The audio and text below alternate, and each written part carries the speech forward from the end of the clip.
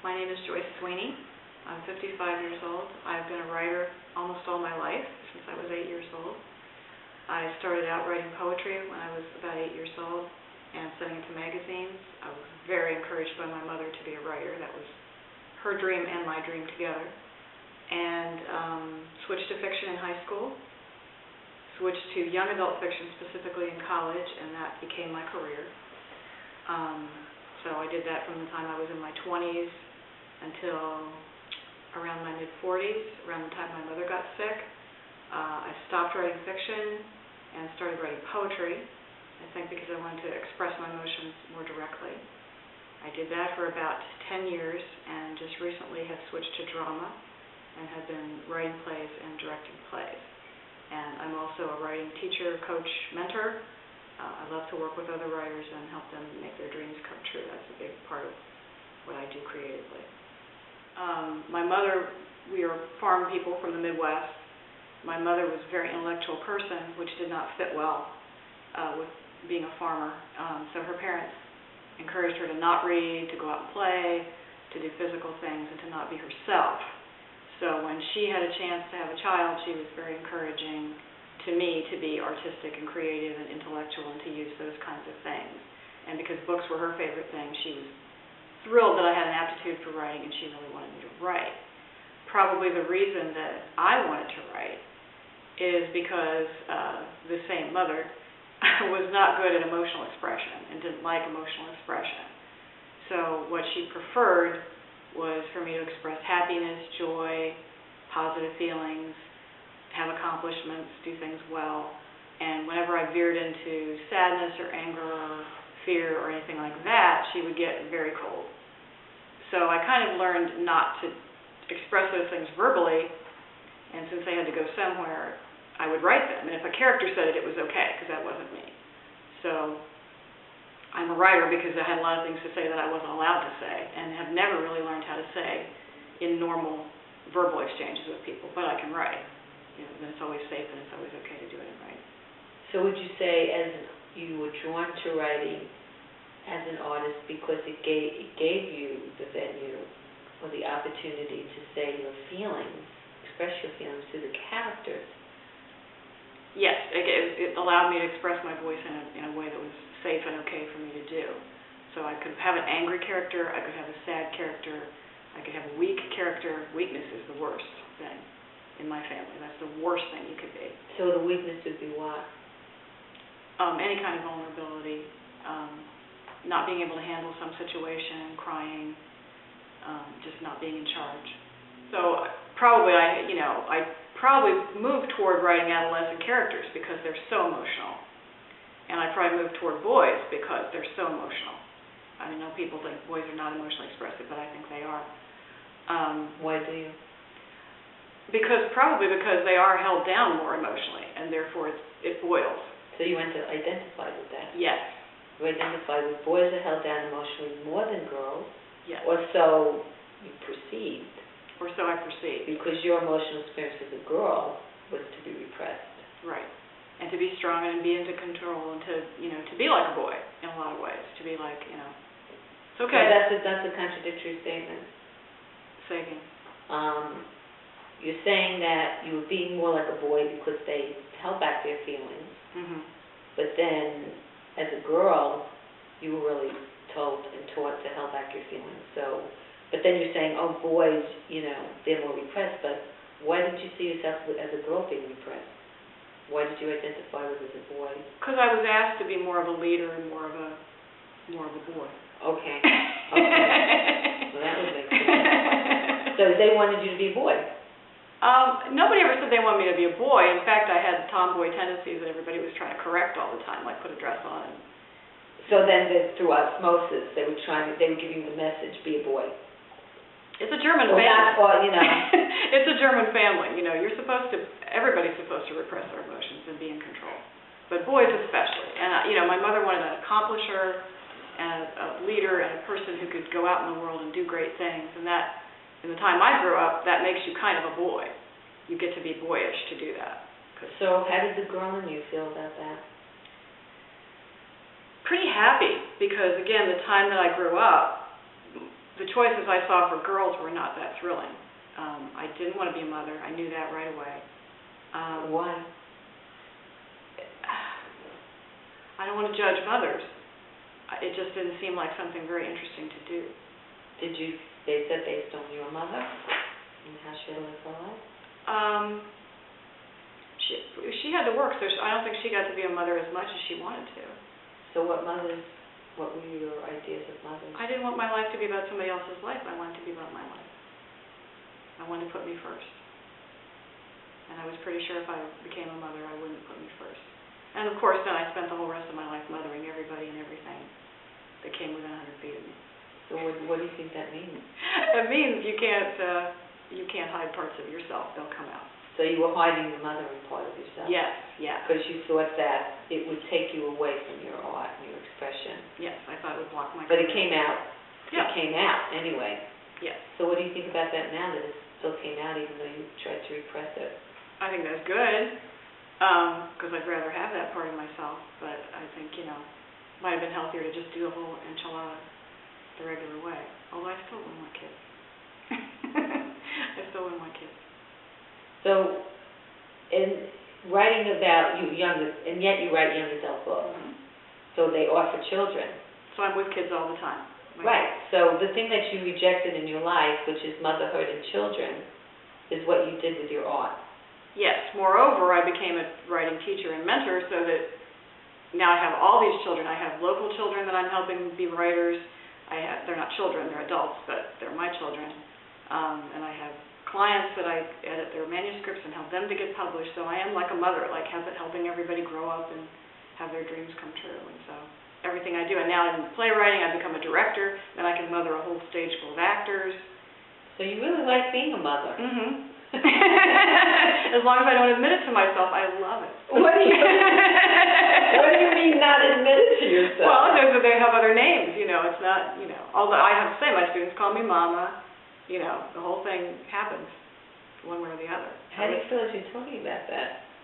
How do you feel as you're talking about this? It's funny. I think it's funny. Because I think whatever you run away from will come and catch you pretty fast. Oh, yeah. But you have a strong reaction against the maternal. So that influenced you as an artist, it influenced you in your career, and influenced you in the way that you work with your students, or whatever. Right. So this is about, being a woman, and the maternal is a strong part. And you needed to express the maternal in a different way. But I'm curious to know what this,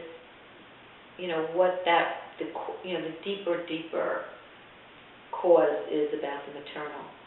Well, I would have to talk about me and my mother, and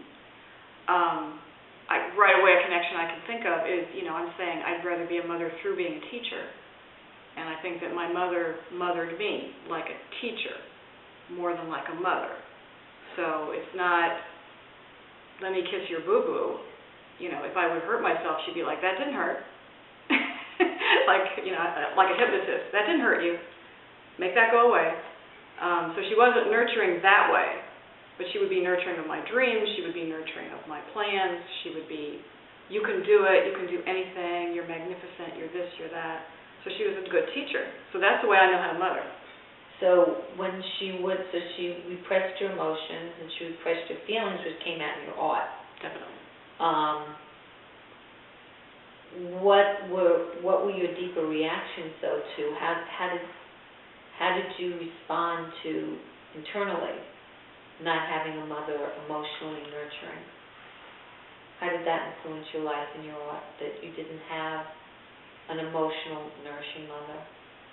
I think I tried to be one for everybody.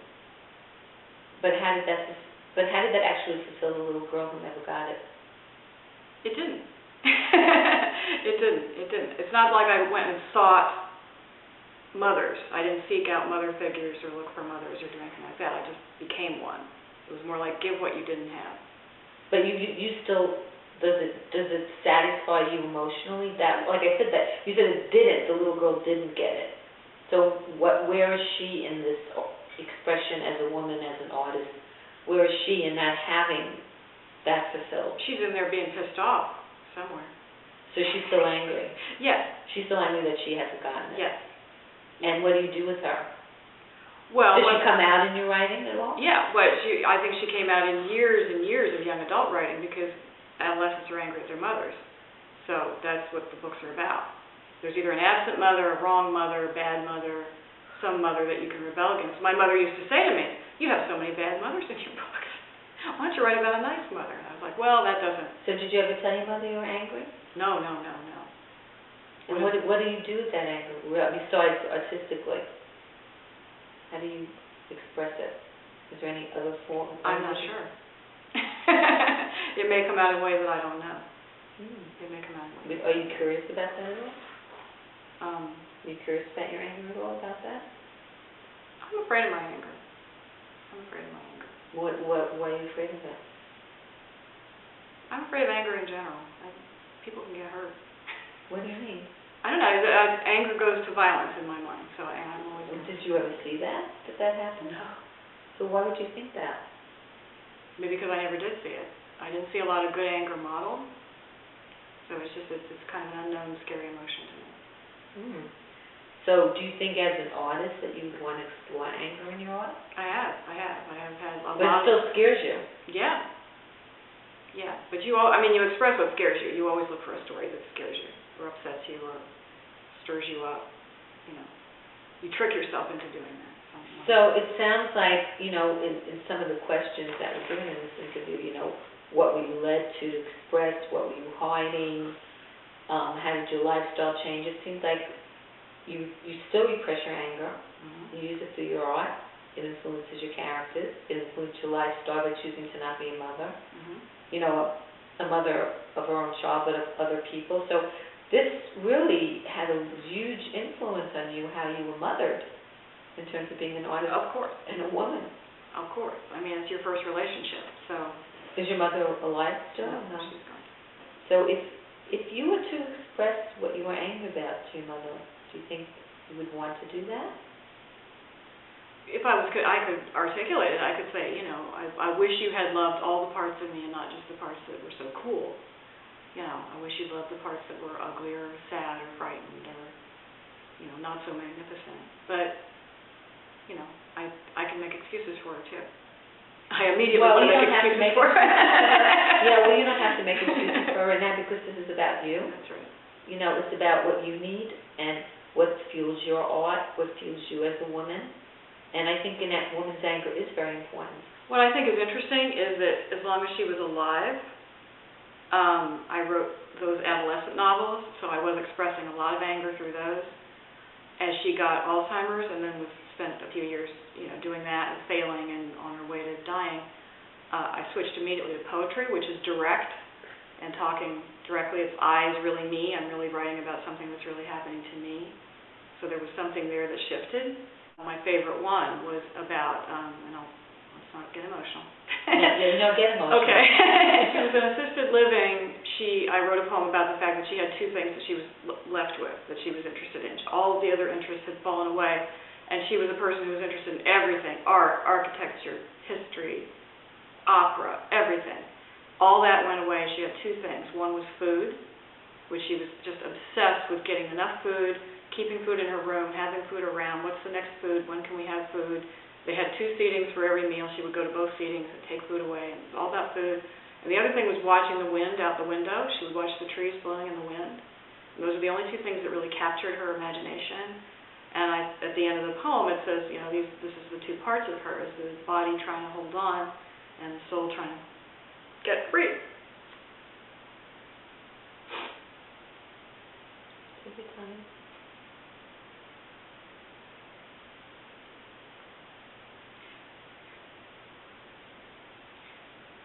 Because she had told me the worst thing for her would be to be trapped in a body that she couldn't use. So she gave me a lot of information about, not to take heroic measures, not to put her on life support, not to do anything like that. So I felt very bad for her because I knew that she was in a condition she didn't want to be in. And that she wanted to die. I couldn't help her. So do you feel incomplete on that? Sounds like you're repeating in some ways with this woman. I'm repeating it right now because I'm taking care of a woman who's very sick. Voluntarily, she's not a relative, she's just a friend. From her background, she had a mother who didn't accept her, and I think she's trying to be the ultimate bad child and see if she can find a mother who will forgive everything and accept everything about her before she dies. And I think I'm trying to find someone that I can repeat that experience with my mother and help her be comfortable. So in some ways, your child, the little girl in you, is seeking, so you're giving that to her. Mm-hmm. But the little girl, maybe she, like you said in the beginning, you wanted a mother who could totally accept you. Mm-hmm. But yet you're still giving it to somebody else. Yep. Yeah. So when do you get yours? That's a good question.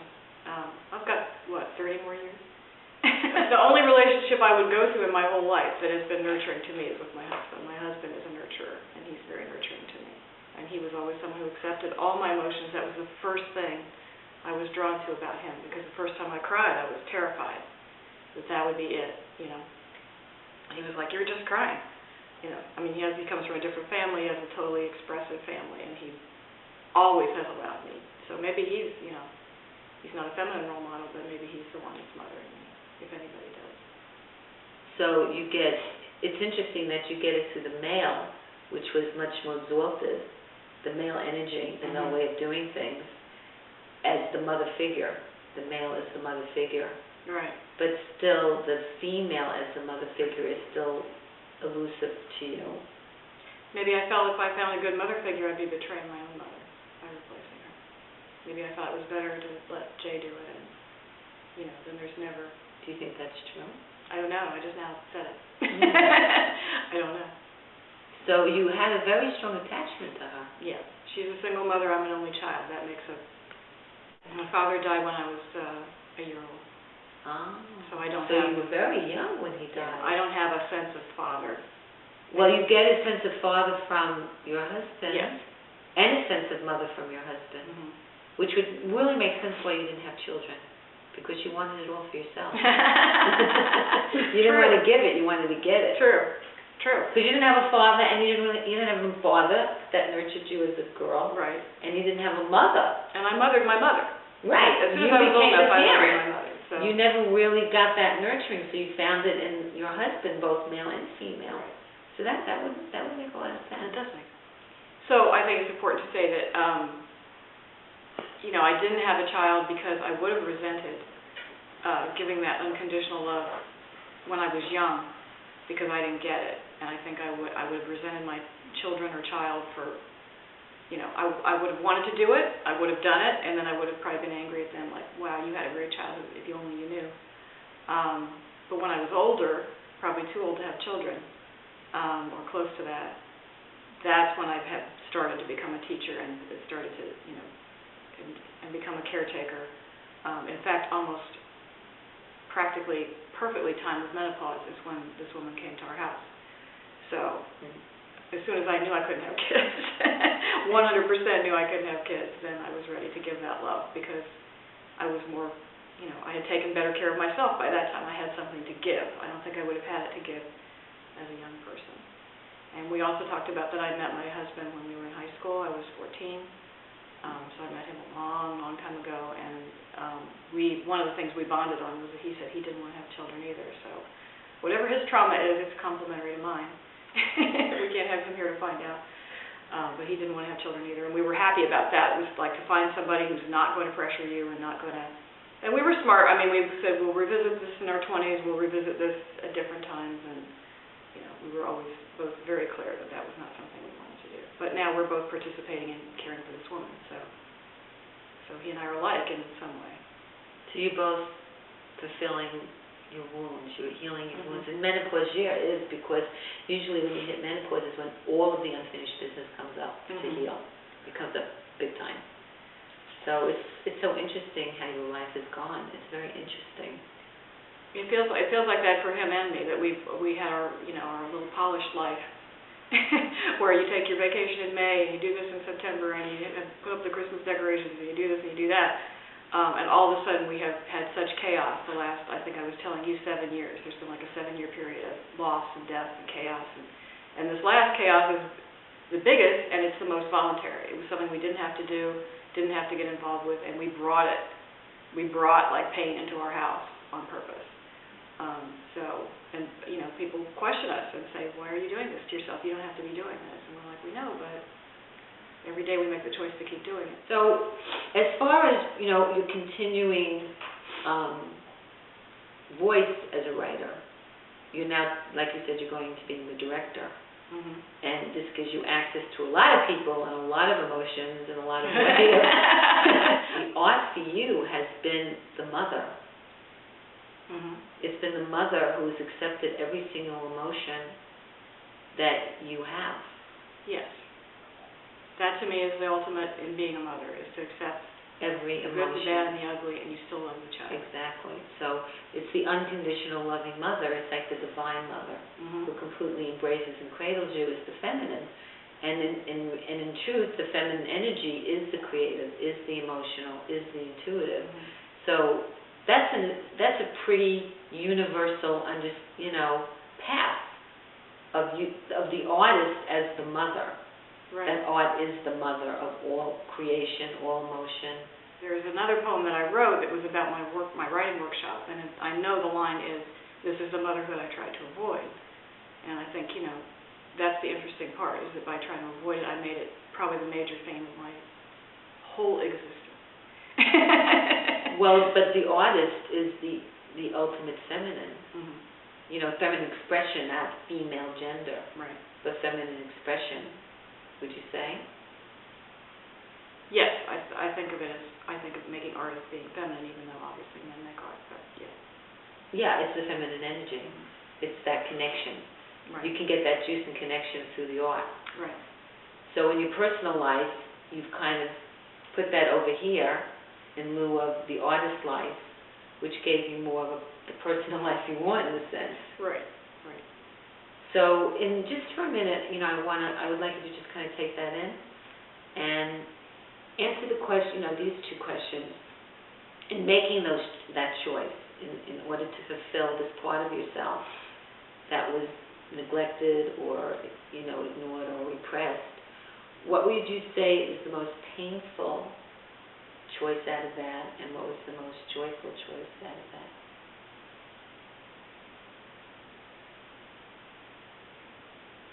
Well, again, the woman that I'm caring for is a painful situation. It's a painful situation because she is in a lot of emotional distress and expresses a lot of anger and rage, and so it's difficult to deal with her day to day. It's painful. It's painful for my husband. It's painful for me. But we volunteered. We brought her to our house to have. So would you say that rage and anger that's so painful for her is what's painful for you, is the anger and rage that you never got to express?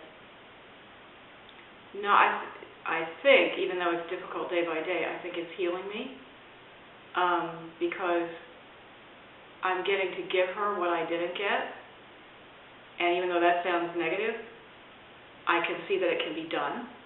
What can be done? That you can love someone who has all that range of emotion, and when I see that, it reinforces my own anger at my mother in a positive way. It makes me say, okay, you could have done better, because I'm doing it.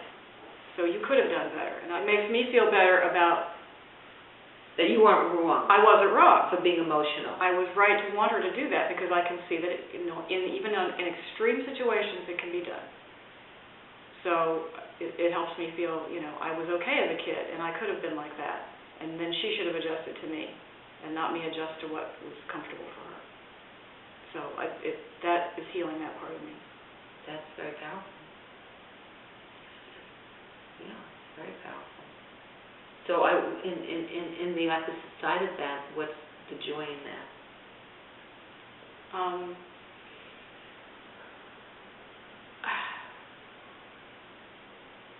It means that I feel that I'm not good.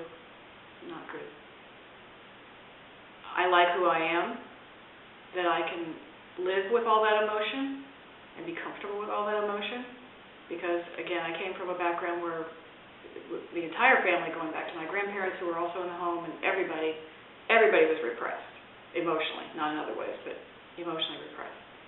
And I see that, you know, you can live in chaos and turmoil and emotion and fear and sadness and all that, and you're better. It's better to do it that way. It's better to live that way, because it's real. So there is joy in that, and it obviously improves my art. The more emotion I feel, the deeper my art gets. My art gets deeper every year.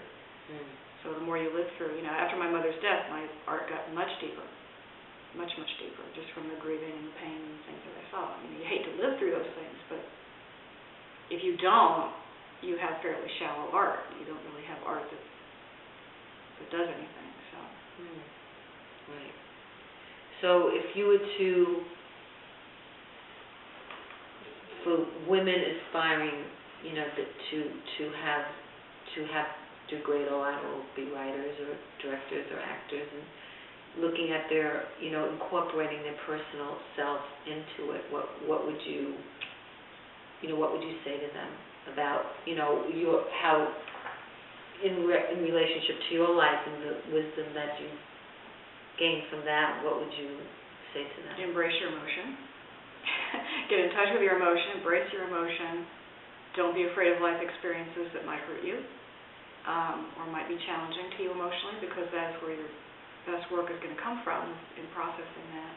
And I can even say, you know, my best writing students right now are the emotional basket cases.